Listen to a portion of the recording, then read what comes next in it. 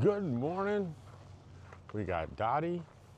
We got a traveling Dottie right here, right? Can you see her? And we're gonna take a little walk today, right, Dottie? And you can hear that side-by-side whining in the background.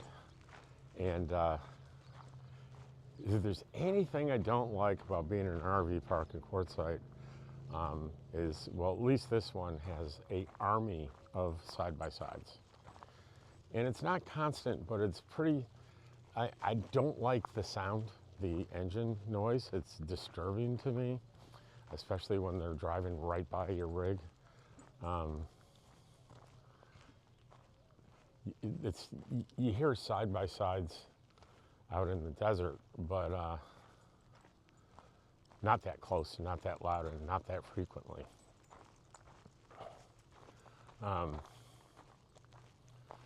And why do I bring that up? Only because I'm still on the fence on whether I want to come back here or go back to the desert next year. And even multiple times during the day, I flip back and forth. A couple of things that have come or top of my mind. That's one of them. Another one that dawned on me this morning is that there seemed to be a much higher proportion of couples in the RV park. Not that there's anything wrong with couples, but come on, Dottie.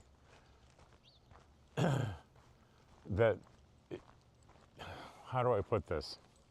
I don't say I don't socialize with couples. My best friends here, Denny, is married to Deb, and I hang out with them. But most of my desert camping friends are single. And I do find that couples tend to socialize with other couples. A couple would be wouldn't think twice about suggesting to another company, hey, let's go out to dinner, and not as much to their single friends. And it's kind of a natural thing. Dottie's doing her business here, so I'm waiting. I'm gonna do my best not to get that on camera. You don't need to see that, right, Dottie? They don't need to see that. Come on, let's go. Good girl.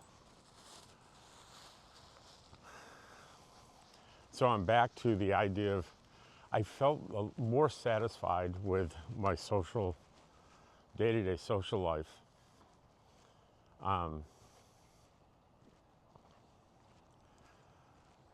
In the desert versus the campground. And someone mentioned on the comments, says, well, can't you go out and visit? And it's, well, yeah, but here's the thing. Here's what socializing looks like, at least from my experience and perspective out in the desert with my camping with my friends. Dottie, there can't be something that fascinating on the ground there. So let's keep going. I'll let you sniff later.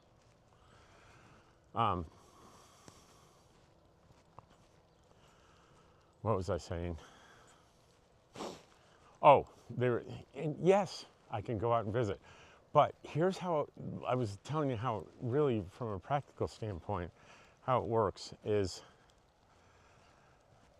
I'd be in camp and I'd get out, and if I felt like socializing, I would look over at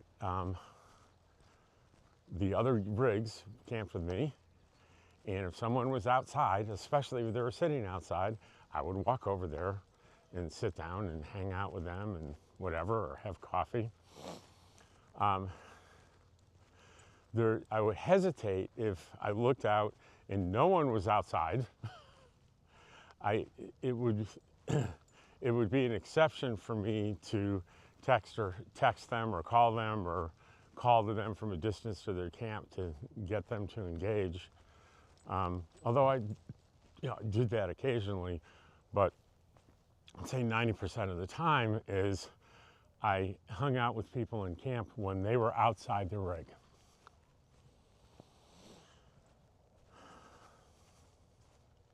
And it's sort of an unspoken etiquette to do it that way.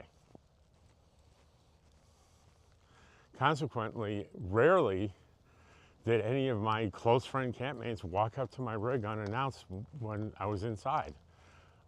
Occasionally they do it, but not very often. And it was very often preceded by a text message. Hey, are you busy? What's up?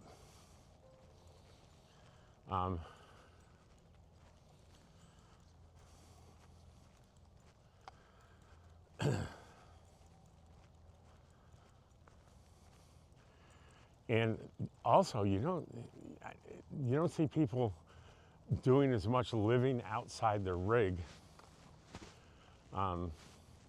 in town in an RV park as you do out in the desert.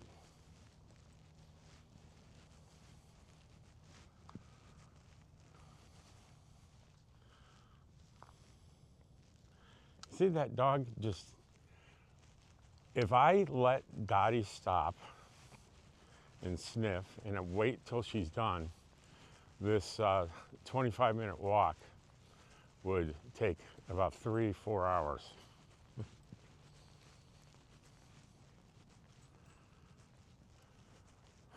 So that's my, on the other hand, it's so easy to hop on the bike or get in the car and run into town or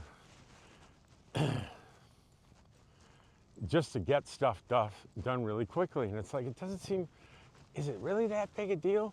Because, all right, maybe I'm 2 minutes from town here versus in La Posa South, maybe 10 minutes. So it's 8 minutes faster. I think that's probably accurate, 10 minutes. Maybe, on a really busy day, 15 minutes. Is that few minutes, 8 to 12 minute difference, does that really matter all that much? Especially if you're retired, right? You don't have other things to do. But it kind of does. It does make a difference. I'm not sure why, but all I can tell you is it just does.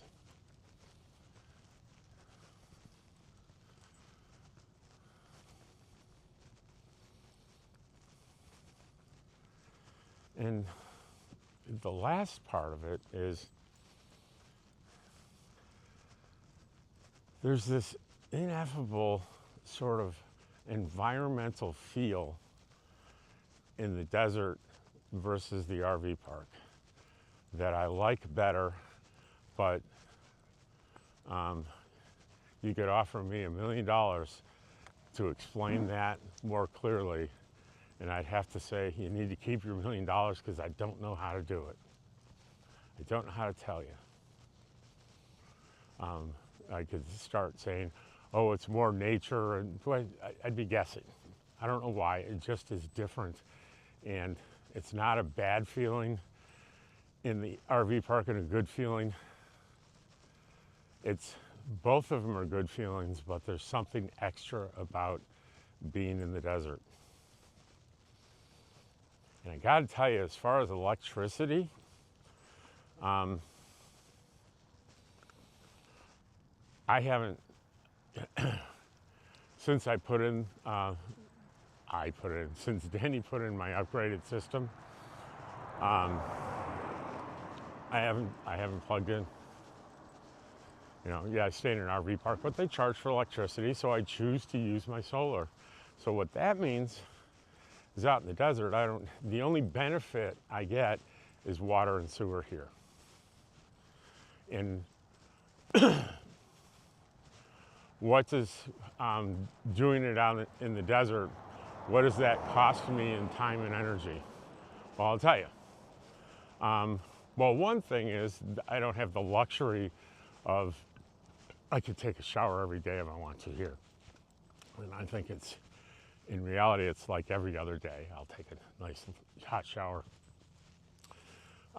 When boondocking, it's very, very different. There's not only the use of water that's a precious resource, you don't want to fill up that gray tank too fast. Because the ritual of dumping the tanks, it's not hard, but it's kind of a pain in the neck. And I think every 10 to 14 days when I'm out there, I need to do it. Well, let's just say worst case, once a week. And the way I handle my water is I keep what I call maintenance fill in my fresh tank, because I have a 6-gallon water tank that every time I go into town, with few exceptions, I stop and I fill that 6-gallon water bottle and I put it in my tank. So I keep my tank pretty full, and you know, that's twice a week at least, or 3 times. So that's between 12 and 18 gallons I'm putting in my tank, my freshwater tank.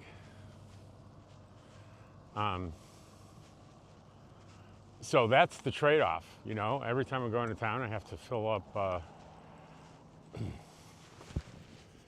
that 6-gallon container, and you know, I might be tired when I get home and want to just sit down and relax, but before I do that, I got to take that, you know, 50-pound full water tank, take it over and dump it in my freshwater tank, even when I may not feel like it. But that's not that big a deal. So there's the utility trade-off there. It's really not. Come on, Dot. So this is what she does. Look at this. Look, I'm going to pull on her. I'm pulling pretty hard. You see how she stiffens her front legs there? Those are her brakes. I'm pulling pretty hard, right? And if I really want her to go, I'll say Dottie and pop it. Dottie. There.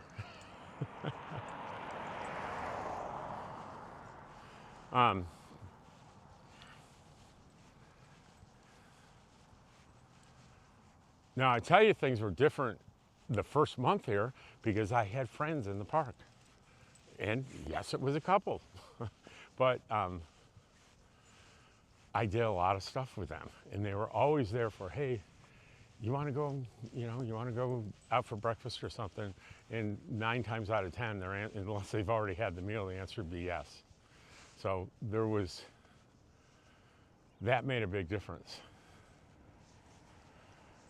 If everybody I knew out here that I've camped with and are friends with said, hey, let's all go to rent spots in this RV park next year, no hesitation. I'd just do it. But that's not happening, right? I got lucky. I got my friends Kathleen and Bob decided to be in my RV park for the whole month of December, and it was absolutely delightful. And I missed that when they were gone in January for sure.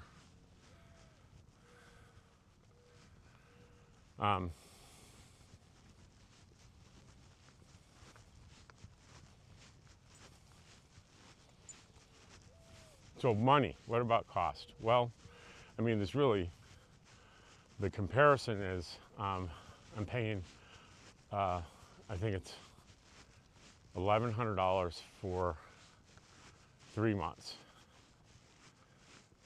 So that's, I think about, in my head, that's about $340 a month. And I'm not essentially not paying for electricity. So that's all it costs. The LTVA pass would have cost me $180. So the net cost for being in an RV park was,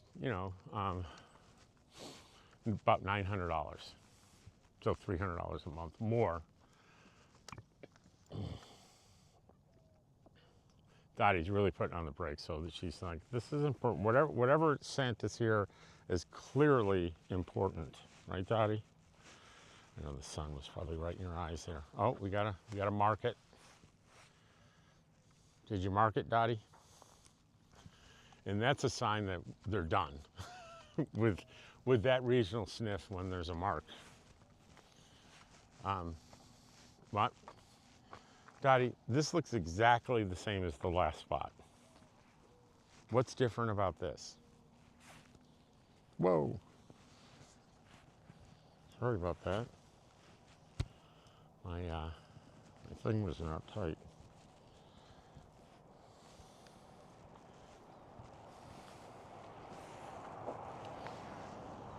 So if they follow through what they were sort of threatening last year to raise the rate to $600, then the costs get a little closer, right? So it would, the net cost of being in the RV park would be $500 for 3 months. So that would make the, from a financial standpoint, it would make it seem more affordable to be in the RV park. But we don't know, there's no sign one way or the other what they're doing about the rates, whether they're gonna follow through with that increase or not. But for me, it's not we're not talking big enough dollars here for it to drive my decision. For some people, it might. And I get it that some people would be priced out of the LTVA if it went up to $600. There are people that spend their season out there, and paying $180 is stretching it for them. But I feel bad for them. But there's the many free BLM areas right around Quartzsite that are available for them. Technically, you got to move every 14 days. I'm gonna guess many people don't bother with that. I'm also gonna guess that enforcement isn't that strict, but if it was, so you got to move every 14 days. Not that huge a deal. But it sure is a nice peace of mind to know that I have a permit at the LTVA. I don't need to worry about that issue. I know I can stay where I am the whole season.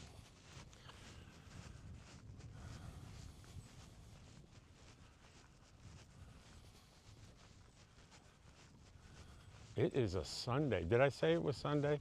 I don't think I did. It's like the 20-something, 25th of January 2026. It's a Sunday, and we're running out of January pretty quick, which means February 1st, I've only got like 4 more weeks, and Quartzsite's over for the year. It seems like in a lot of ways, it seems like I just got here. But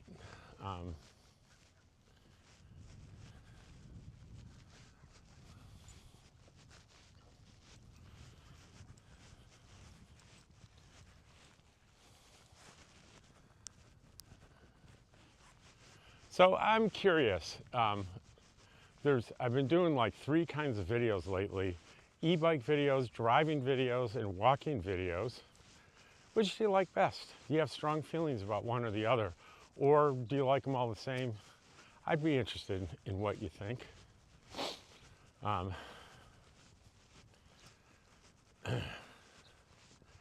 There's a video I'm releasing tomorrow, and I made one last visit to the big tent, and I ran into Russ with RVer TV, and Russ is, if you don't know him or his channel, in the YouTube Quartzsite RV world, he's Texas or Alaska, and I'm Rhode Island or Delaware. That's the difference in size. And you know, I try to emulate a lot of what I've seen him do for years on his channel. Though he recently found out that he had done this like one-on-one professional YouTube coaching thing with this particular guy. I can't think of his name right now, but he's pretty well known. And Russ swears by it. It said he, this guy's coaching made his channel the success that it is. Pretty amazing. I mean, I'm thinking, I heard, no, this is like third hand, so grain of salt, please, folks. But I heard from someone else that it's almost $10,000 to do this course. And I would do it if this were my primary source of income. I was doing this full time, and YouTube needed to be my primary source of income, and that's not the case with me. So I wouldn't make that investment. But this guy does have some videos online, and I've watched some of them, and also listened to what Russ said. And if there's one single piece of advice, it is understand who your audience is. In particular,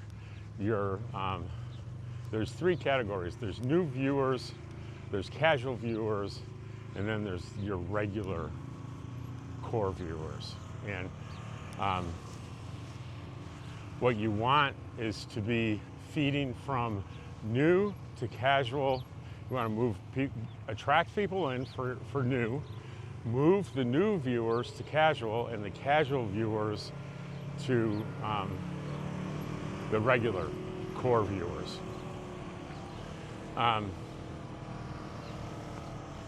And YouTube has a piece of software called YouTube Studio that gives you a ton of statistics, and it helps you understand that. But basically, below all of that gobbledygook is, if you're going to be successful, you have to understand who your audience is, what they like from you, what they don't like.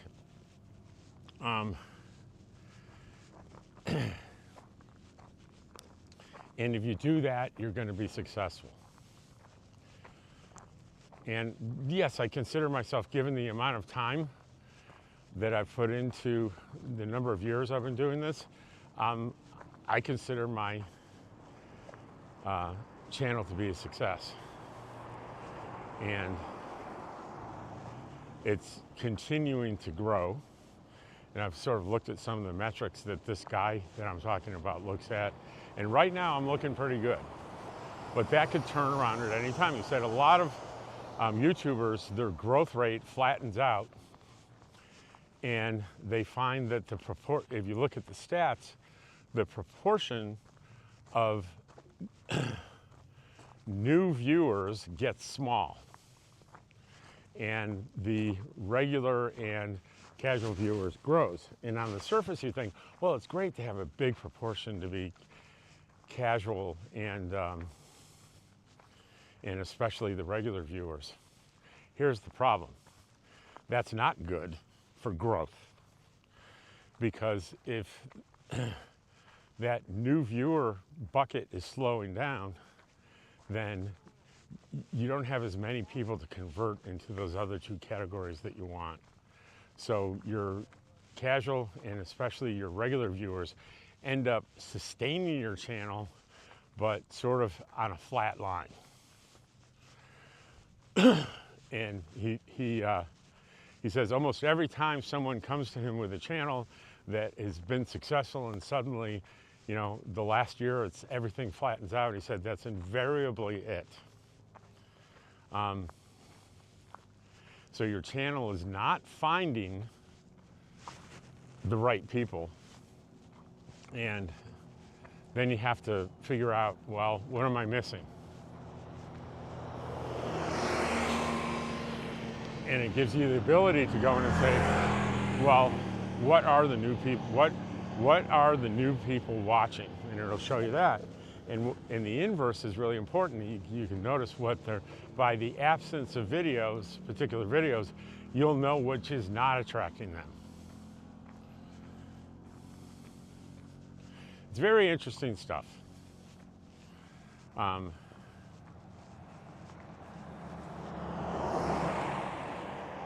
I have this unverified idea about how YouTube presents videos to people on the platform. My videos, your video. And generically, people call it the YouTube algorithm. It's like this black box, all-knowing, all-controlling, that decides how many people your videos get presented to.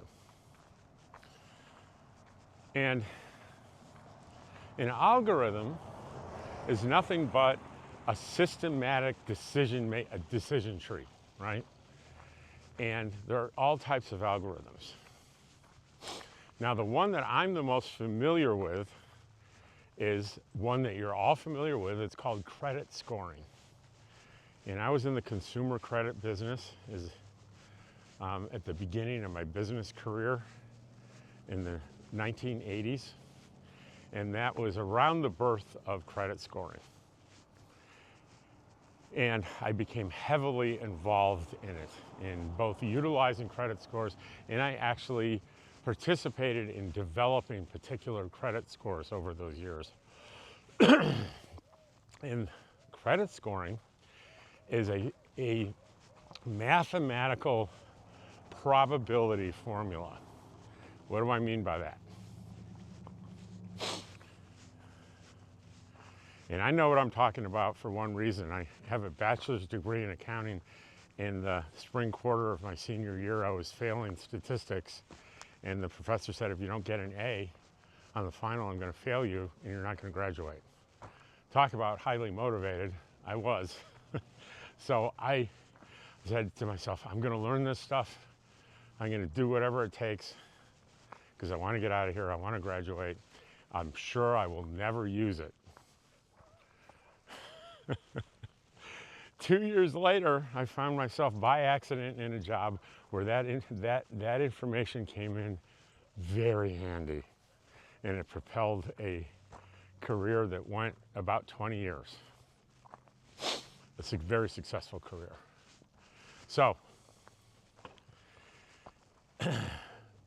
all a credit score does is it takes all the factors it can glean from the information.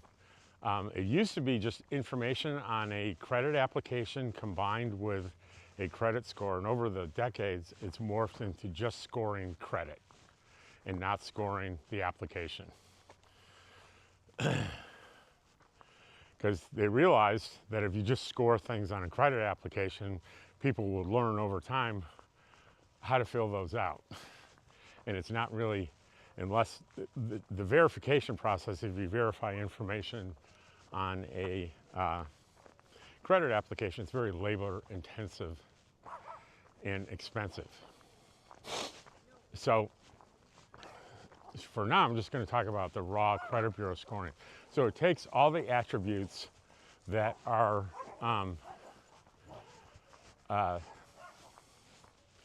available, like, you know, number of credit lines you have, your balances as a percent to the credit lines you have, how long you've been on file, how many inquiries there are, how much in delinquencies are reported, all that stuff.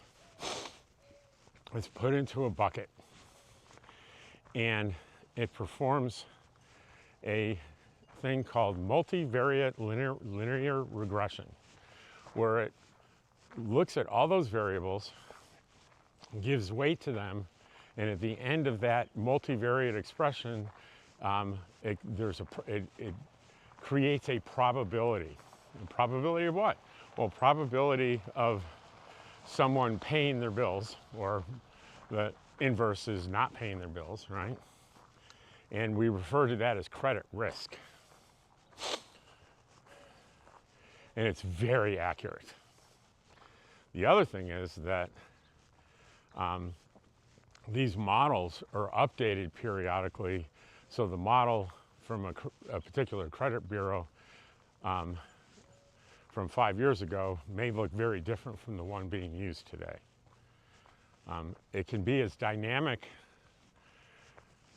as they'd like. You know, we talked about developing models that changed every day based on results feeding into it from prior periods, and the dynamic, the algorithm would be still statistically sound, but dynamic, meaning it would change very frequently.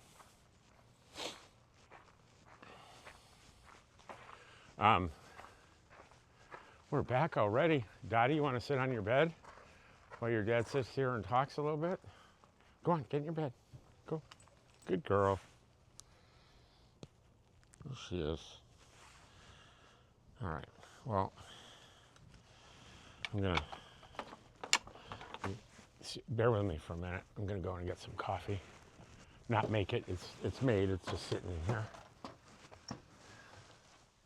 George is behind the chair, sleeping.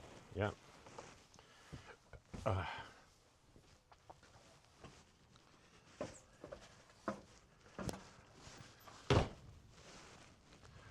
right.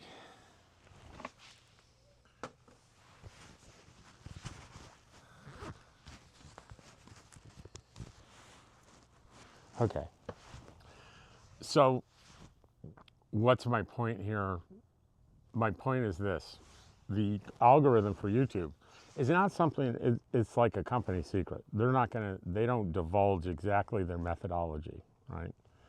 You won't be able to find that. My best guess is that they have the same kind of statisticians and probability experts doing almost the identical thing the credit bureaus do.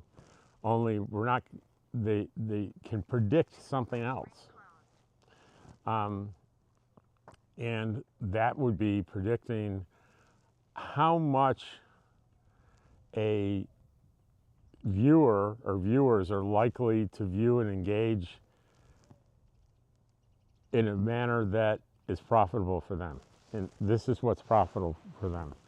If you click on a video and you watch it to at least the 8 or 10 minutes in, where the first pre-roll of ads come in, their system would see that as a very successful view, as opposed to people that click on it, watch it, and go nah, and they're gone, or people that don't click at all, right?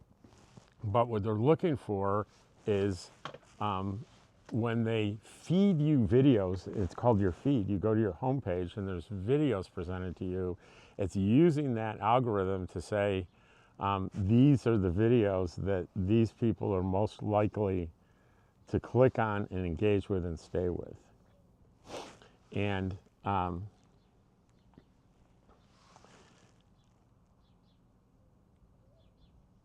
it works both ways. It works and there could be separate models for viewers and separate models for creators, but I think it's more likely that the models are pretty integrated. So if YouTube decides to make an investment in me, and what do I mean by that? YouTube makes investments in creators by deciding to expose their work to a particular number of potential viewers, right? If they think there's a high likelihood based on their model that your content is going to appeal to a certain kind of viewer, then it's going to present it to those viewers, and it's going to monitor the response.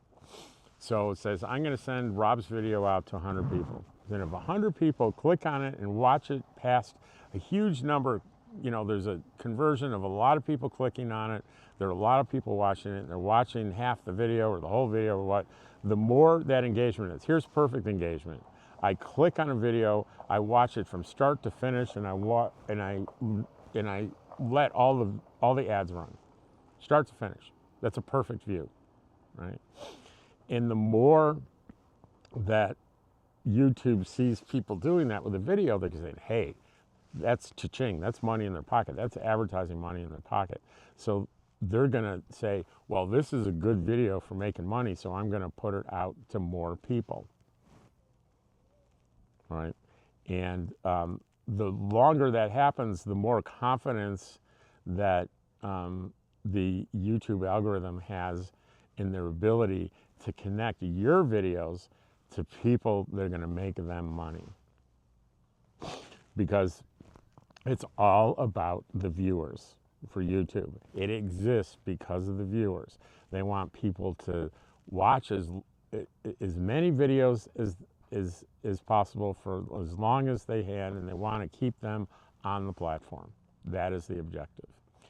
And while I have no proof that that YouTube is using multivariate linear regression, I have no idea, because it's been years. There could be other statistical formulas. Multivariate linear regression is not the only mathematical method to analyze data in a manner that predicts outcomes. There are other things. So it could, and there are probably things that are new that I haven't heard of. There are probably things that were around when I was doing this that I never encountered and didn't know. I'm not a statistician. I was an accountant and a financial analyst.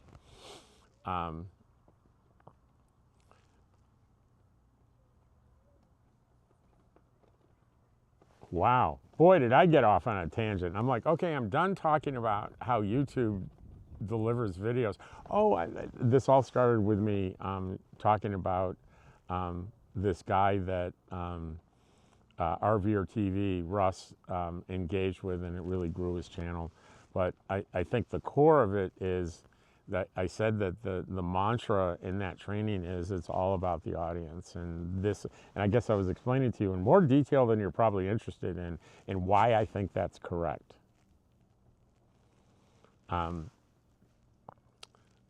There's one more thing in this little formula for a YouTuber like me. Potentially, I could deliver content in a way that's more popular and I would get more views and make more money. Which sounds fine, unless I'm motivated by topics and things that don't really interest me personally, but I do it for the views and the money. I would stop having fun pretty quickly. And fortunately, I do not rely on YouTube income in any way, shape, or form. So I get to stick with things that I care about and I'm passionate about. I care a lot about my story about almost failing statistics, and ironically, it ends up driving a career for the next 20 years, unbeknownst to me. I think to me, it's a really interesting story, and I think the idea of really understanding where that credit score comes from is, I'm passionate about it. There are not that many people out there that are gonna like, oh, I wanna watch a video about multivariate linear regression. Hey, Martha, come see this. This is amazing. That stuff just doesn't happen. But anyway,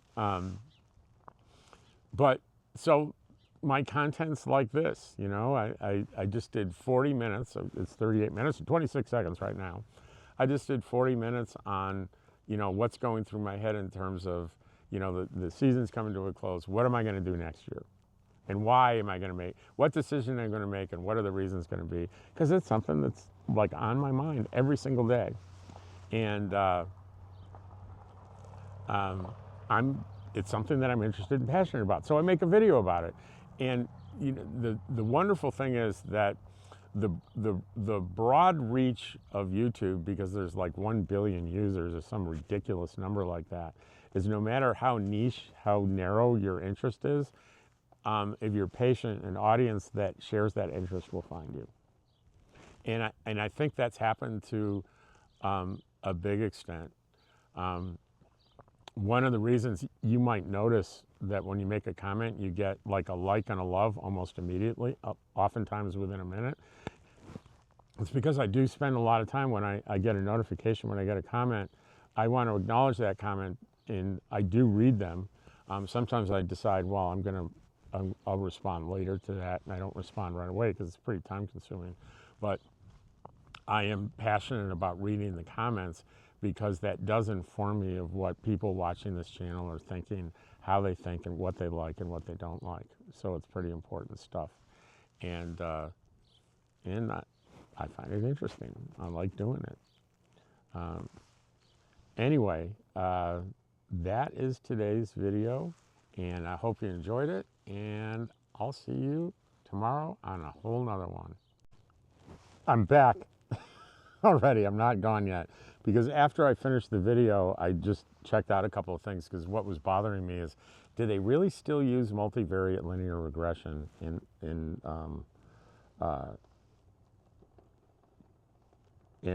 the answer is kind of yes, kind of no. There is a linear regression that is in fact used, and I had it up here, and I just like, hang on, give me a second. I got to get back to the page that, let's go down to, all right, this is what is used today in 2025. Uses a hybrid stack, and there's a bunch of features that involve the base of linear regression with a hybrid of machine learning and things that neither you or I understand.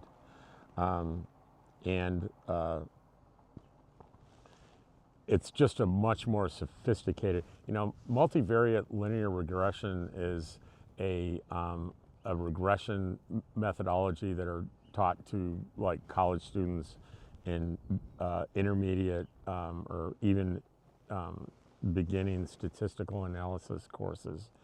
And what's being used today is much more sophisticated, but everything I said about them is true.